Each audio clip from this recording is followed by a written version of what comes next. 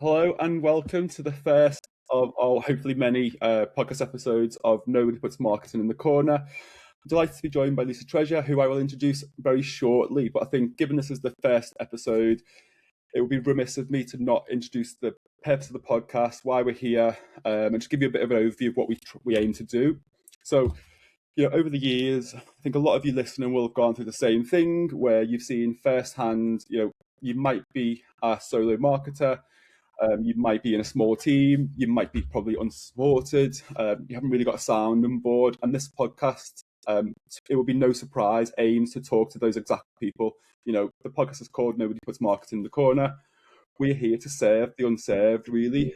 So Lisa's going to be one of many guests that we have over the coming weeks, months, and hopefully, we can make this a longer podcast than that, and hopefully we're not cancelled after a couple of episodes. But we're really looking to educate, guide, and inspire those people. Guests like Lisa and the many other guests that we've got lined up will hopefully shed light on some of the common topics that we've got coming up. So without further ado, Lisa, welcome. Good to have you here as our first guest. Thank you. Yeah, thank you very much. Very honoured to be here as well as the first guest. No, happy to have you. I think it'd be good for those who maybe do know you slightly but don't know you at all, potentially, if you could give us a bit of an overview of kind of introduce yourself and talk a bit about Chorus, who you are, kind of how long you've been going, just as a bit of a background would be great. Yeah, absolutely. So, like you said, I'm Lisa Treasure. I'm head of marketing at Chorus. So we are a Microsoft partner based in the UK. We've got a few different sides to the company. So your traditional managed IT. We also do projects across kind of the Microsoft cloud, so Microsoft 365, Azure, more recently Copilot. A biz apps division, so doing work across Dynamics 365 for kind of CRM systems. And then we've also got a cybersecurity division, which we've actually a few years ago split out and now delivered through a channel partner model, which is a bit of a shift for us, especially in marketing. Yeah, we'll park that one for a little bit because I think we're going to cover that later, because I think I'd like to dive in a lot deeper to that. But how do you find working in such a busy place? Because you're working across quite a lot of multiple work streams there. As a marketer in a business of the kind of the size that Chorus is, there's a lot of things to juggle. How do you find that? Yeah, I mean, so I've been at Chorus for 12 years now, so it's been quite a while. And it was interesting. I was kind of thinking back to all the changes that have happened at Chorus over the years. And I vividly remember when I started, one of my first articles was, "What is cloud computing?" And like how much that has changed in the past 10 years, that now that's such a norm. I think, when you're juggling lots of different kind of maybe spinning different plates, but also working in industry as fast paced as the tech industry, I think just trying to stay on top of it all is definitely a challenge, but I think it's one of the things that I love. It's quite exciting that you're an industry that constantly evolves and changes, and you have to, stay ahead of everything that's happening. Looking at kind of the tech industry, obviously, kind of there's been so many different mega trends that have happened. You've had cloud computing years ago, then it was all cybersecurity. Currently, AI is everywhere, so making sure you stay ahead of these changes is really important. But I mean, that's just in the industry itself. Marketing as well changes. If you think of how much that has changed, like GDPR coming in, email campaigns completely changed overnight. You've had COVID, so in-person events have completely disappeared for a while and webinars dominated. And then again, talking about AI as a kind of within the industry, but also for use within marketing. That's another huge change to kind of having to adapt to within marketing and how you use it. Yeah, I definitely agree with that. I think it's one of the things that is how do we use it ethically without being seen to be too reliant on it? Because I think, I think it's fine to use it to maybe build some tools, although if you're a dev, you probably think that's frowned upon. I think in marketing, at what point, how far do you push the use of AI without it being frowned upon? And without being people think you're lazy or not, or you lack skill. I just had a bit of a chuckle to myself then, thinking back to the GDPR privacy policy days. I think there was obviously a deadline at some point, and I just remember, and we were the same. I was working in-house. This is before my channel time, I think. And we were working multiple brands, and we all had to meet this deadline. And my personal inbox was popping off because I was getting all of the fashion brands and everywhere else I'd ever bought from was all sending me updates to their privacy Yeah, policy. And it was just a different time, wasn't it? It was a very different time. completely. And then I remember when GDPR kicked in, for the first few weeks, my inbox was so quiet, where everyone was like, "Oh, are we allowed to email without consent?" So it was, Yeah. yeah, it's funny to think how much it has changed within marketing. But I mean, that's one of the things I love, that it changes so much and keeps you on your toes. It's yeah, such an Yeah. exciting You spoke industry. you spoke a little couple of seconds ago about it changing over the kind of the 12 years that you've been in channel, and I don't see it has. How has it been coming back from maternity leave and kind of being out of it for 6, 9, 12 months, however long, and then coming back in and trying to keep up with the pace? Because you spoke about, COVID changed everything. This thing called AI came out of nowhere, really. It was obviously a thing for many, many years, but the mainstream AI and Gen AI, all these things have kind of happened over that time period.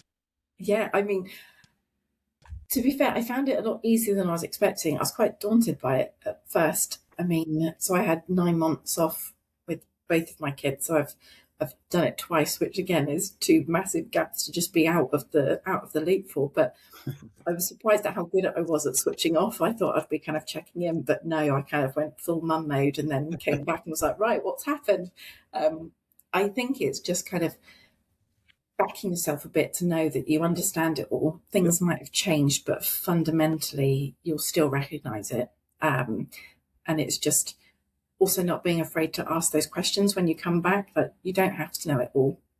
You're allowed to kind of be a beginner for a little while, ask questions. Don't be afraid to ask silly questions. Yeah, 100%. I think, even us in kind of the position we're in, trying to position ourselves as experts, we don't get everything right and we don't know everything. We are a business face, but we're also people at the end of the day, and not everyone knows everything. And everyone learns, every day is a school day, so to speak. So moving on to your time at Chorus, then obviously you're a relatively small team. How has that been kind of during that time period? yeah. I mean, the small team definitely has its challenges, the kind of ones you'd expect. You have to really try to put your focus on what you're going to do. You don't have the luxury of being able to get different people trying lots of different things. You don't have big budgets. You can't just kind of do the easy, I don't know, sponsor Formula One and get your Yeah. name out there. You have to be a lot more clever with the tactics that you use. I think I definitely found I made mistakes earlier on of being like, we need to try everything. Let's do it all. We're going to run an event every month. We're going to do a newsletter bi-weekly. We're going to be on all the social platforms. And then quite quickly realized, okay, that's not possible. And it's also demoralizing not hitting those targets. So I think working in a small team, you've definitely got to kind of have your focus, pick some things that you want to Yeah. do them well, and as best as you can, try to make them quite repeatable and scalable to make it easy.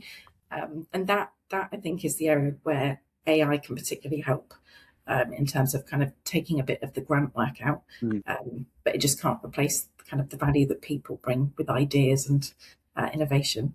Yeah, definitely. I think back about the focuses, obviously you've been here. How long have you been at Chorus? You've been at Chorus for the entire 12 years, or? Entire 12 years, yeah. Before that, I was kind of B2B, working in fireplaces and electrical renewable energy. So very different. I could talk for hours about the very niche places that I found myself in. But bringing it back to channel, we're here to talk about channel. Yeah, How has maybe the focus changed over that time? Because I'm sure 12 years ago it wasn't such a like AI optimization from a ChatGPT, etc. totally. And obviously Copilot, we're here Yeah. um, in a Microsoft lens. But how has that changed in terms of knowing how to pivot and how to provide new focus? Within marketing or Yeah, within marketing? Yeah.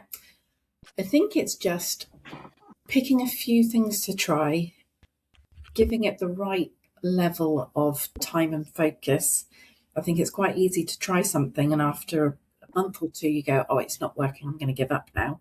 Some things definitely take longer. So like developing your brand, SEO, content marketing, they do need a good chunk of time before you start seeing results. Um, So what we did at Chorus was kind of picked a few areas to focus on.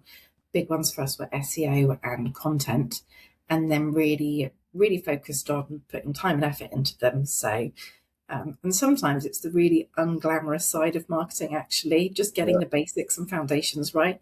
And if you put that time and effort in, and I guess have that belief in yourself that you're doing the right thing, so you stay with it, after time you will see it. And that's my favorite bit, is when you actually start seeing the results from it, so you can say this is why we've chosen to go down this route, it's actually working, rather than falling into the trap of going after every shiny new thing and then spreading yourselves just too thin. Yeah, I think that's a very common thing that happens in this space, and I'm hoping that's one of the things that this podcast will help people overcome or help people understand more. I think you've got non-marketing founders, which, you know, it's not their fault they don't get marketing. They're often more technical. I couldn't build an app from scratch. They can't build an execute marketing strategy from scratch. So we're kind of having to figure out a way to work together, really, and I think that happens at scale. So I think that's a really kind of big issue that happens. But I think a lot of those founders don't see results on day 1, 2, 3, 4, 5, and then think, okay, that doesn't work, let's move on to the next thing. But I think what you're saying is, you know, being strategic, being consistent actually pays off. And I would 100% agree. I think that is the way that more partners have got to work, especially when there's an era of differentiation is hard. And actually, if you're an customer, how do you know which MSP to work with? Because take away the logos, and I say this all the time, take away the brand and the logo, everyone could be the same person, whether you're a 2-man band, 20-person business, 1,000 employees. It's very difficult, I think, for the end customer to know where to spend their money. So yeah, I think the consistency in the long-term game is definitely a big thing. 10 years, 12 years of Chorus. How many rebrands have you done during that time? I was actually thinking about this. We've done one kind of minor rebrand and one major rebrand, but we've had probably 4 different websites in the time I've been here. But what's quite interesting, when I started, we also did kind of branding, web design, and web development. So we had the classic builder's house of let's do our own, and then it got completely dropped and neglected when client work was kind of a focus. So yeah, that was I was quite grateful when we decided to stop with the web development, web design side, and we could just focus on actually what we were really good at. But so one minor rebrand, which that was fairly straightforward, and then a more major one, which was a few years ago. And I probably did one of the worst things you could do as a manager, and decide we're going to do a major rebrand and then go off on maternity leave and leave the team to it, which was awful. Terrible timing. But terrible timing, but they did a fantastic job. So, but that was again a fun challenge, coming back to a completely different brand, being like, right, what's the template? Where's everything saved now? What do we do? Whilst you're also trying to make sure that you're putting your best foot forward.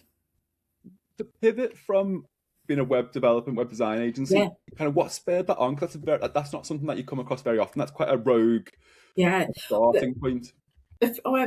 Probably about 10 years ago, there were quite a surprising number of MSPs that also did web development, especially kind of around our area in Bristol. Definitely found that doing competitive research. But essentially, we just, through acquisition, had another organisation that was more design and web development. And then kind of as we kind of went on, we looked internally at what do we want to be known for? What makes us different? What do we want to be famous for? And we realised it was our kind of deep Microsoft expertise. So we made the decision to just go all in on that. And for me as a marketer, that's great, because it is so much easier when you've got a clear message who you are. So I was quite happy when we kind of really refined that message and didn't try to be a bit of everything. Yeah, I'm sure you were. If you were to start again tomorrow, so if you were to rewind 12 years, or you were born 12 years later and you were starting a new job at Chorus, this IT business in Bristol, on Monday morning, kind of, but you knew now what you kind of have learned over those 12 years, what would you do differently? It sounds quite exciting, starting from fresh and being able to just none of the kind of excess that you've got. So if I was to start from scratch, I think I mean, it's a bit like that saying, is it the Abraham Lincoln one? Like, if you've got 8 hours to chop down a tree, spend 7 hours sharpening your axe. So um, basically, make sure you've got the foundations right. So who are you? What do you want to be known for? What makes you unique? Really work that out. I would make sure that's really clear. What services do we provide? What makes them unique? And then I would just build a really strong website with clear service web pages, good SEO on each one, just so you've got the right foundation, and then kind of build up from there. So make sure you've got the basics in place. I'd probably then look to build out a simple content plan, especially if it's a small team, a simple content plan. One of the ways that I find that can work quite well is within the company, normally it's the technical subject matter experts that you want to get sharing their knowledge, but they don't particularly love doing it. So book an hour, ask a load of questions, record it, and then you can turn that into an article, you can turn it into a video or snippets. And then on top of that would be kind of like your proof. So testimonials, case studies, kind of making sure that you kind of build out the proof that you're as good as you say you are at what you're doing. I would start with the basics. Avoid going overboard. So I wouldn't start with kind of like paid advertising. That can be difficult to prove ROI at the very start. Make sure you've got everything right to start with. Don't try and go on every social channel. Don't try and do it all. And start with the foundations. So what I'm hearing is get off Facebook. Using Facebook as a core B2B marketing platform is a conversation that I have with clients even today all the time. Absolutely. Yeah, we're pretty much pure LinkedIn now. It's much better to just be able to focus on one area. But and again, that's changing. Like company pages, they're declining. It's all about getting individuals, employees to post themselves. Which is hard because I think, I've taken a lot of people through similar programs from like this. And actually, when I first started posting on LinkedIn or trying to post on LinkedIn, the fear of rejection is real. Yeah. And, nobody likes my post. Oh my God, what am I doing? But I think you've got to fight through that and not worry about what people perceive you. Ultimately, your post is going to sit in a feed for about 10, 20 seconds of someone's time. Completely. Then they've moved on to something else. I think if you just get used to the regular cadence of creating content, that wall just kind of knocks down.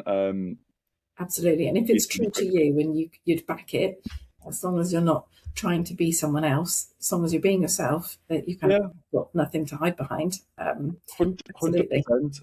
It's always surprising. I mean, people love buying from people. So as soon as you get a picture of people, like social performs so much better then. And if you get individuals posting, it performs so much better than a company page would. It's just trying to get people, especially techies, which is a real challenge. I definitely agree with that. And I think ultimately, when you use your company page, and again, this is something I say all the time, you're ultimately shouting to our voice because you're shouting to probably customers, employees, past employees, people who know you, who will always support you, actually. But then your personal page, you can grow that into turning strangers into friendly. Then, you can start to have conversations. Moving on slightly, we touched on this very early, and I said we'd park it, but I think it's good to kind of come back to it now. You touched on something at the beginning around the pivot and moving into cyber and going down a channel model. Obviously, I know a little bit about this because we did a session at Channel Live, which feels like forever ago. I think it's been maybe 1 and maybe 2, probably 22, 23 maybe. Absolutely. Can you tell us a bit about kind of what happened and what kind of your role was and how that's evolved since? Yeah, so it was probably over 5 years ago or so. Like any MSP at the time, obviously cybersecurity was becoming huge, and we decided, right, what are we going to do? We decided to go all in, build out a cybersecurity operations center. Started the undertaking. Quickly realised how massive a job that actually is. Especially to offer true 24/7, the number of people, I think you need 8 people minimum just to cover kind of shift patterns and everything, holiday and all that. So we built it out, we put the investment into it, and then we realised actually rather than delivering it directly to organisations, there's a much bigger opportunity here. And other MSPs are not going to put this much money, time, investment into it. We could provide that service through a channel partner model to help other MSPs. So yeah, a few years ago, built out our managed cybersecurity services. Um, we now are channel focused for all those services. So working with leading distributors to get them out to market to other MSPs and IT providers. And yeah, it was just a huge shift, not only kind of as a company, the actual building out of the SOC was far more than we thought when we started. I think these things always are, but we just didn't realize how much of a huge undertaking a true 24/7 SOC service is. And then, yeah, then the shift in marketing going from direct to indirect, that's been a steep learning curve. And while there's some similarities, it's definitely kind of a new kettle of fish. So it's a big change. Yeah, I bet it feels like almost starting over again because you've been Yeah, up until that point, maybe 6, 7, 8 years in direct to customer, and now suddenly you're pivoting into, okay, I've got to speak to businesses like ours who yeah, I understand how our business works, but actually, how do they engage? Are they going to trust another MSP? Because I think there's always an element of, oh, are you a competitor? Are you going to come and steal my customers? Which I hope we're moving past, and I think there's a lot more peer-to-peer, P2P definitely. going on in the world. I think people are warming to it, but what has been the biggest or maybe the steepest learning curve through that process? I think I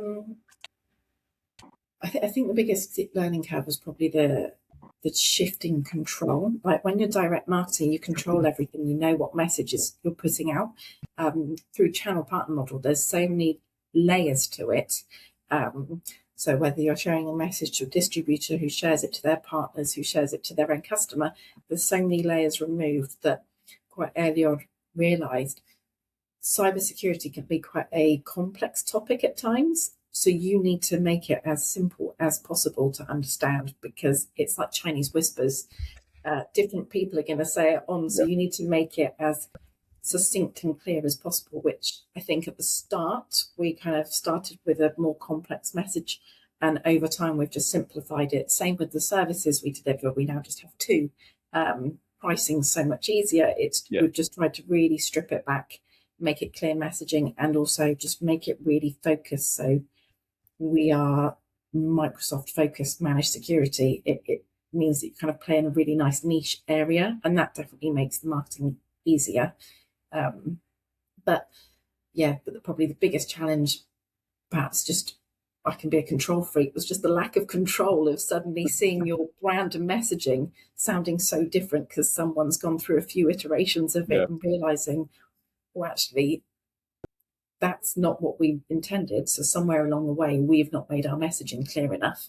So yes, stripping it right back to making it foolproof for people to kind of relay on to different partners has been probably the biggest challenge.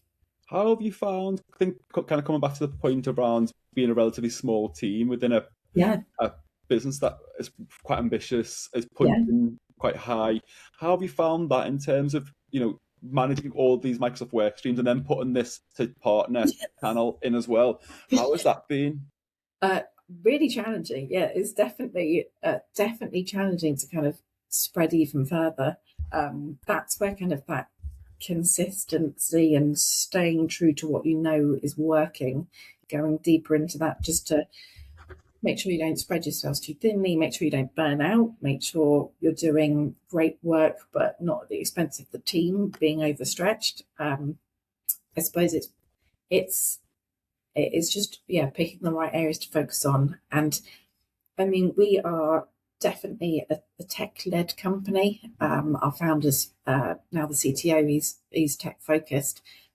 So we've always led with kind of excellent technical service, which does make it easier to market. I find when you've got such happy customers or partners, that does make marketing a lot easier when you've kind of got great proof points. But then it's like making sure that you prove the value and importance of marketing so there's the right investment into it. But luckily our CEO is much more marketing savvy, which is great. It always helps having that person Yeah.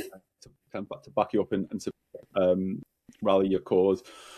Well, Lisa, I won't take up any more of your time. Thank you so much for joining us as our first guest. I think I think the story's exciting. I'd love to have you back if we're still here as a podcast in a couple of Yeah. years' time to talk about the progress that's been made. I know there's probably a lot more of a journey that you're going to go on, but until then, yeah, thank you very much. No, thank you. It's been a Take pleasure. care.